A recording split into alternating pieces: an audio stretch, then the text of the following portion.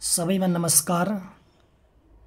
यदि तपाईको चिन्ह कुण्डली बनाउन पर्यो, विवाह व्रतबन्ध लगायत अन्य धार्मिक कार्यको जुरे नजुरेको हेर्न पर्यो, यदि विवाह गर्दै हुनुहुन्छ भने शास्त्रीय पद्धतिबाट नाडी गण र गुणनको मेलन गराउन पर्यो, साथै तपाईको ग्रहदशा के कस्ता चलिराखेका छन् आदि इत्यादि कुराहरूको खोजीमा हुनुहुन्छ भने एकपटक अवश्य सम्झिनुहोला।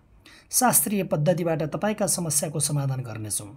विदेशको यात्रा गर्ने सोचमा हुनुहुन्छ अथवा नयाँ कार्यको सुरुवात गर्ने विचारमा हुनुहुन्छ, मनमा धेरै किसिमका विचारहरू उत्पन्न भइराखेका छन्, हरेक काम गर्दा दोधारमा हुनुहुन्छ भने एकपटक अनिवार्य परामर्श लिनुहोला।